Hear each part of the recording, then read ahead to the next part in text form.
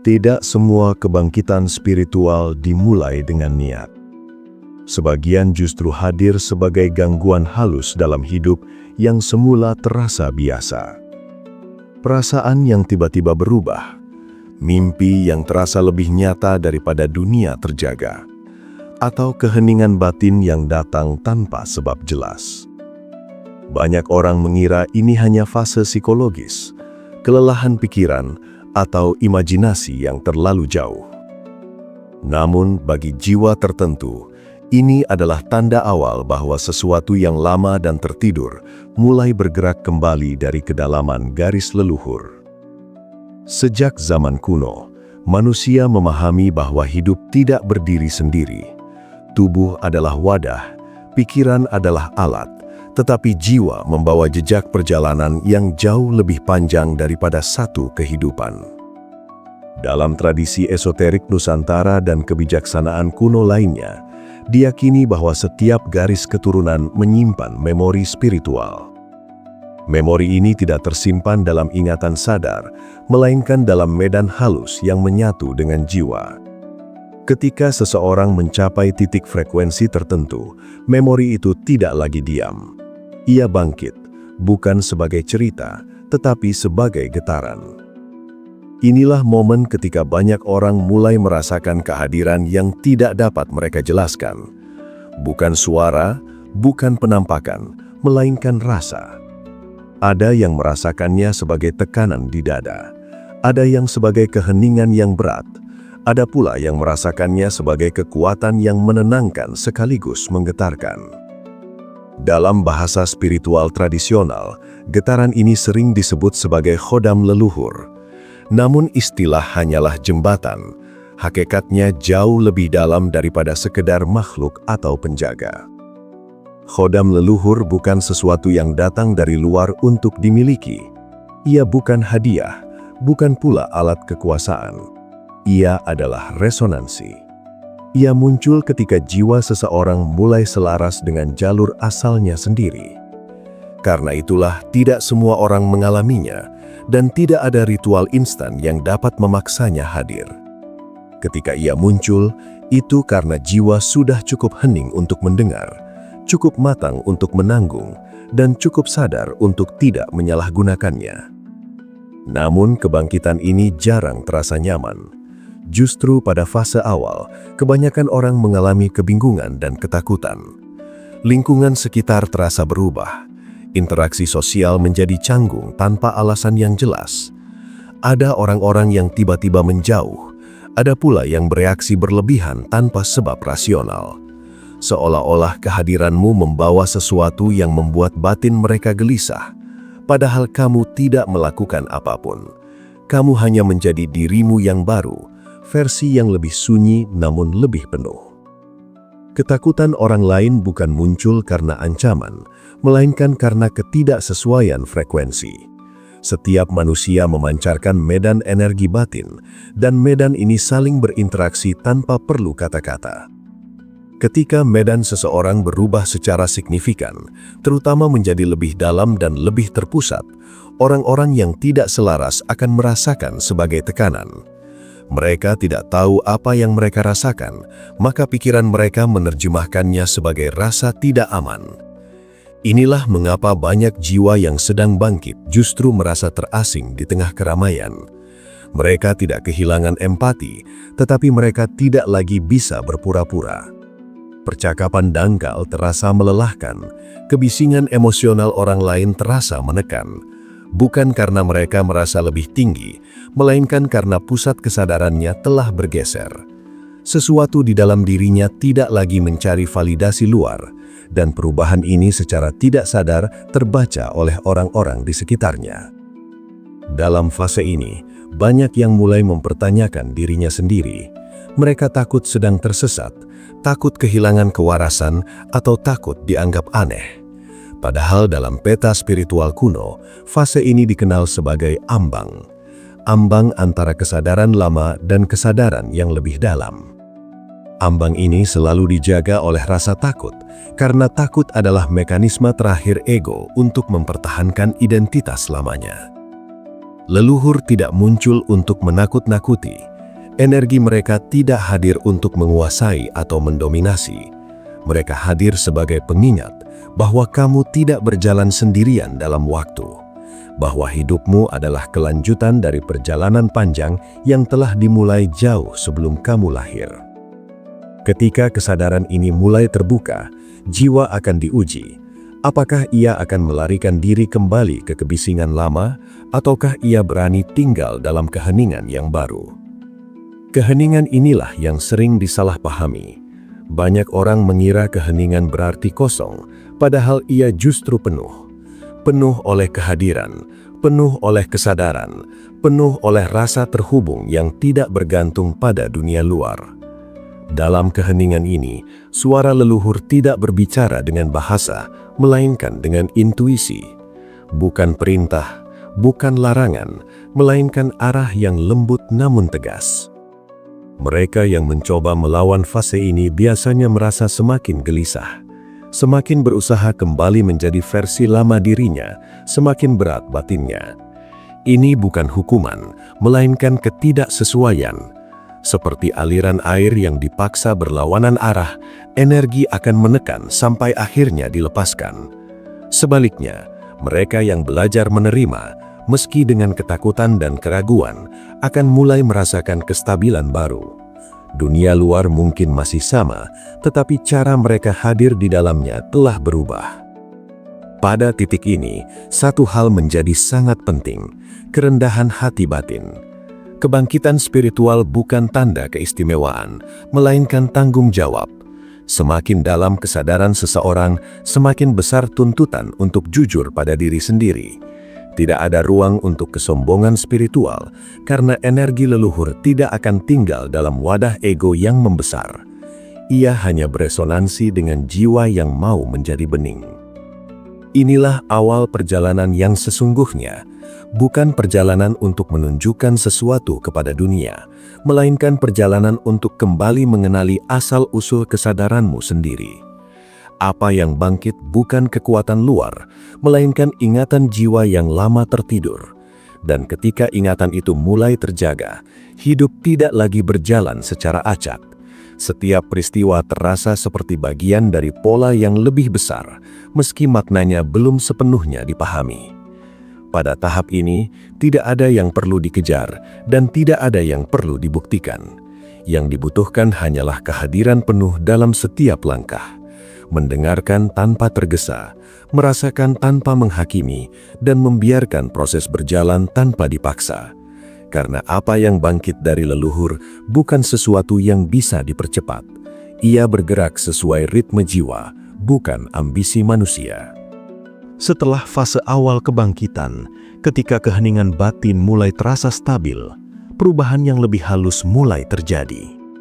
Ini bukan perubahan yang langsung terlihat oleh mata, melainkan pergeseran cara dunia merespons kehadiranmu. Percakapan yang dulu mengalir kini terasa terputus. Hubungan yang sebelumnya akrab menjadi renggang tanpa konflik nyata. Bukan karena kamu menjauh, tetapi karena sesuatu dalam dirimu tidak lagi menyesuaikan diri secara otomatis. Jiwa yang mulai sadar tidak lagi beresonansi dengan semua hal, dan ketidaksesuaian ini memunculkan jarak yang tak terucap. Pada titik ini, banyak orang mulai menyadari bahwa ketakutan orang lain bukanlah reaksi personal, melainkan refleksi batin mereka sendiri. Ketika seseorang membawa medan kesadaran yang lebih tenang dan terpusat, orang yang masih hidup dalam kegaduhan batin akan merasakannya sebagai ancaman terhadap identitas lamanya. Tanpa sadar, kehadiranmu mengingatkan mereka pada sesuatu yang belum mereka hadapi dalam diri mereka sendiri. Maka muncullah rasa tidak nyaman, penolakan halus, atau bahkan ketakutan yang tidak bisa mereka jelaskan dengan logika. Inilah sebabnya mengapa dalam banyak tradisi spiritual, para penjaga pengetahuan kuno sering hidup menyendiri atau menjaga jarak dari keramaian. Bukan karena membenci manusia, tetapi karena mereka memahami dinamika energi. Kesadaran bukan hanya tentang apa yang kamu pikirkan, melainkan tentang apa yang kamu pancarkan. Dan pancaran ini bekerja di luar kata-kata. Ia langsung menyentuh lapisan batin yang paling jujur, tempat ego orang lain sering merasa terancam. Dalam fase ini, khodam leluhur sering disalahartikan sebagai entitas yang menakutkan, padahal yang menakutkan sebenarnya adalah cermin batin yang ia hadirkan. Energi leluhur membawa kualitas kejujuran yang tajam. Ia tidak menghukum, tetapi ia menyingkap. Bagi jiwa yang siap, penyingkapan ini terasa seperti pembebasan. Namun bagi jiwa yang masih bergantung pada ilusi, ia terasa seperti ancaman terhadap struktur hidup yang telah dibangun bertahun-tahun. Banyak yang bertanya, mengapa kebangkitan ini terasa berat? Mengapa tidak datang sebagai kebahagiaan murni? Jawabannya sederhana, namun dalam. Karena kebangkitan bukan tentang menambah sesuatu, melainkan melepaskan identitas palsu, pola lama, dan keterikatan yang selama ini dianggap sebagai diri. Setiap pelepasan membawa rasa kehilangan, dan ego selalu menafsirkan kehilangan sebagai penderitaan. Padahal yang hilang bukan jati diri sejati, melainkan lapisan-lapisan yang menutupinya. Seiring waktu, mereka yang bertahan dalam proses ini mulai merasakan kejernihan yang berbeda, keputusan menjadi lebih intuitif. Kebingungan berkurang, meski tantangan hidup tidak serta-merta menghilang. Ada rasa percaya yang tenang terhadap alur kehidupan, seolah-olah sesuatu yang lebih tua dan lebih bijak sedang menyertai setiap langkah.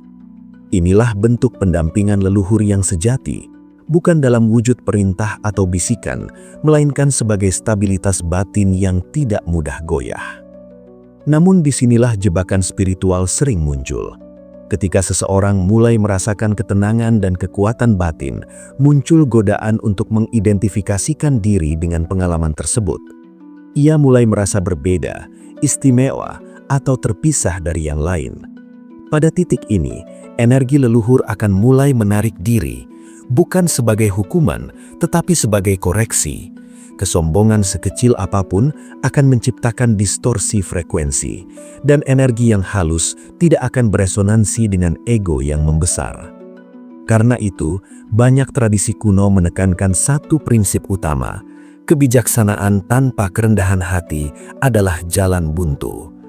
Leluhur tidak mencari pemujaan, mereka mencari kesinambungan kesadaran. Mereka tidak tertarik pada pencitraan spiritual, melainkan pada kematangan batin. Semakin seseorang mengosongkan dirinya dari klaim, semakin jernih aliran energi yang dapat melaluinya. Dalam kehidupan sehari-hari, proses ini sering tampak sederhana, namun menantang. Seseorang mungkin merasa lebih sensitif terhadap kebohongan, manipulasi, atau ketidakjujuran, baik dari orang lain maupun dari dirinya sendiri. Situasi yang dulu ditoleransi terasa berat, bukan karena ia menjadi kaku, tetapi karena kesadarannya tidak lagi bisa berkompromi dengan ketidaksinkronan batin. Ini sering disalahartikan sebagai perubahan kepribadian, padahal yang berubah hanyalah tingkat kejujuran pada diri sendiri. Di sisi lain, empati justru menjadi lebih dalam, bukan empati yang melelahkan, tetapi empati yang jernih. Ia tidak lagi bertanggung jawab menyelamatkan semua orang, tetapi ia mampu hadir tanpa menghakimi. Ia memahami bahwa setiap jiwa memiliki waktunya sendiri untuk terbangun, dan tidak semua orang dipanggil pada saat yang sama. Kesadaran ini membawa kedamaian yang tidak bergantung pada penerimaan sosial. Dalam tradisi leluhur, fase ini sering disebut sebagai masa penempaan.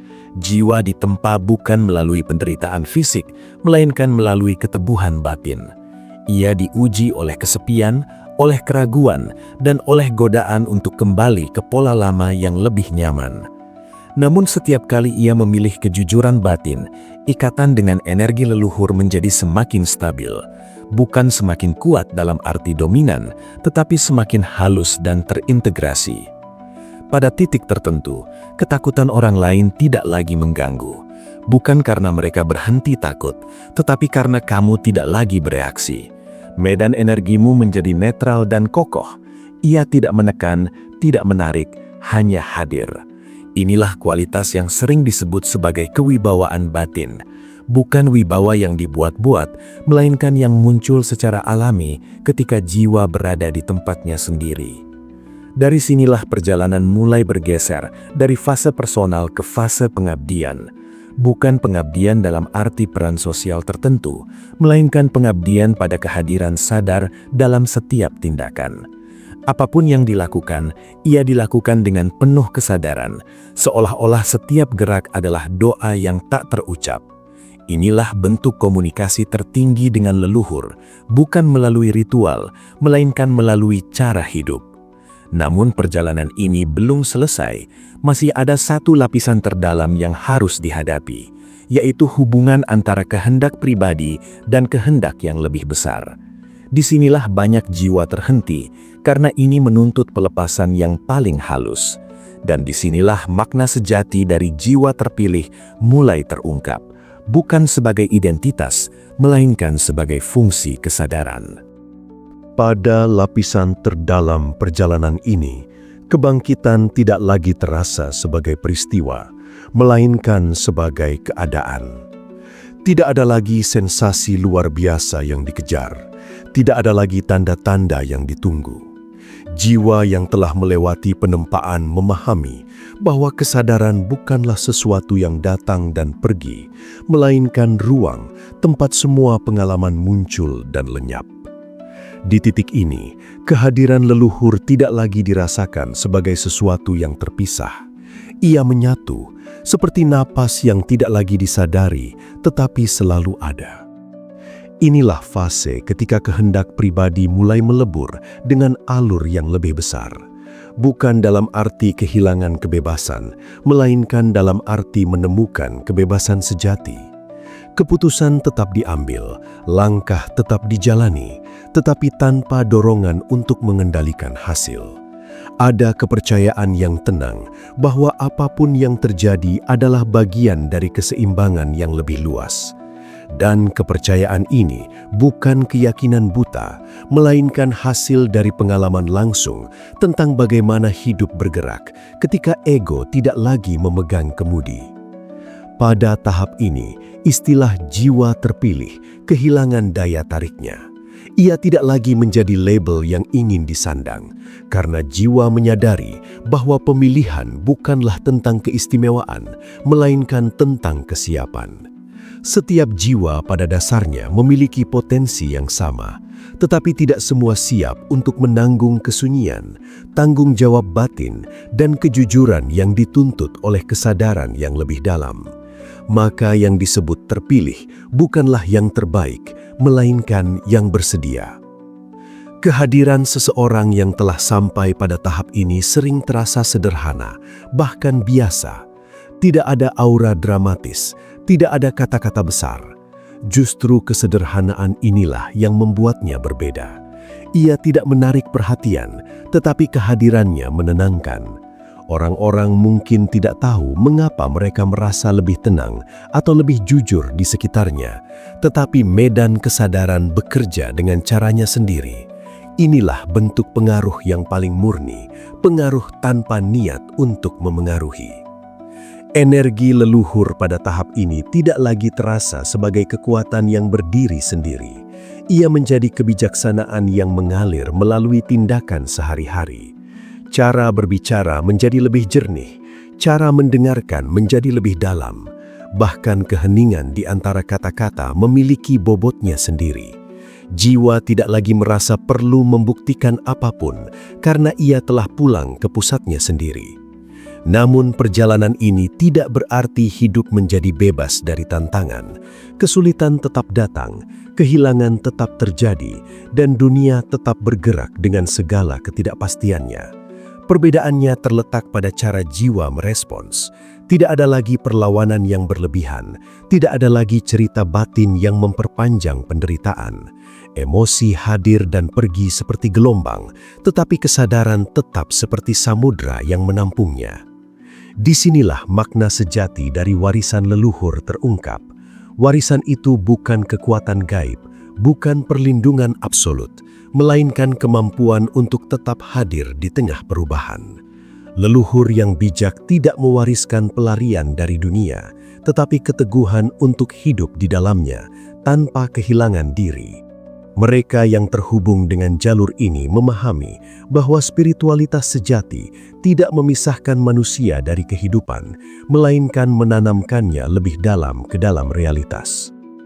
Pada tahap ini pula, rasa takut orang lain hampir tidak lagi beresonansi, bukan karena mereka berubah, tetapi karena medan kesadaranmu tidak lagi bereaksi. Ketakutan membutuhkan pantulan untuk bertahan. Ketika tidak ada reaksi, ia kehilangan daya cengkramannya. Jiwa menjadi seperti cermin bening, memantulkan tanpa menyimpan. Inilah kebebasan yang sering disalahpahami sebagai ketidakpedulian, padahal ia adalah bentuk kepedulian yang paling dewasa. Kehidupan spiritual tidak lagi terasa terpisah dari kehidupan sehari-hari. Tidak ada lagi batas antara yang sakral dan yang profan. Setiap tindakan, sekecil apapun, memiliki potensi kesadaran. Menyapu lantai, berbicara dengan orang lain, bahkan diam sendirian, semuanya menjadi bagian dari praktik. Bukan karena diberi makna secara paksa, tetapi karena kesadaran hadir sepenuhnya di dalamnya. Dalam keheningan yang matang ini, suara leluhur tidak lagi dibedakan dari suara batin sendiri. Keduanya menyatu sebagai kebijaksanaan yang tidak bersumber dari pikiran. Ini bukan intuisi yang impulsif, melainkan kejelasan yang tenang. Keputusan diambil tanpa konflik batin yang berkepanjangan. Jika kesalahan terjadi, ia diakui tanpa drama. Jika keberhasilan datang, ia diterima tanpa kesombongan. Segala sesuatu kembali ke keseimbangan. Dan pada akhirnya, perjalanan ini bukan tentang mencapai sesuatu yang baru, melainkan mengingat sesuatu yang lama. Mengingat bahwa kesadaran selalu ada sebelum identitas, sebelum cerita hidup, sebelum nama dan peran. Leluhur tidak datang untuk menambah lapisan baru, tetapi mengingatkan apa yang telah terlupakan. Ketika ingatan ini sepenuhnya terintegrasi, jiwa tidak lagi mencari, ia hidup. Dan ketika jiwa hidup dari tempat ini, ia sendiri menjadi jalan. Tanpa mengajar, ia mengajar. Tanpa memimpin, ia menunjukkan arah. Tanpa berbicara banyak, kehadirannya menjadi pesan. Inilah warisan yang sesungguhnya, bukan sesuatu yang diturunkan melalui kata, tetapi melalui kualitas kesadaran yang terus hidup dan mengalir dari satu generasi ke generasi berikutnya. Di titik ini, tidak ada lagi pertanyaan tentang siapa yang terpilih dan siapa yang tidak. Yang ada hanyalah kehidupan yang hadir sepenuhnya, menjalani dirinya dengan jujur, lembut, dan tegas pada saat yang sama. Dan dalam kehadiran inilah, leluhur, jiwa, dan kehidupan bertemu tanpa batas. Dan jika kata-kata ini bergetar pelan di dalam batinmu, mungkin itu bukan kebetulan, melainkan ingatan yang sedang mengetuk dari kedalaman jiwa. Perjalanan kesadaran tidak selalu mencari jawaban cepat, tetapi ruang untuk merenung, memahami, dan kembali ke diri yang sejati. Di pustaka spiritual, setiap narasi adalah indangan untuk berjalan lebih dalam, menyingkap makna-makna tersembunyi dari kebijaksanaan kuno, dan mendengarkan suara sunyi yang sering terabaikan.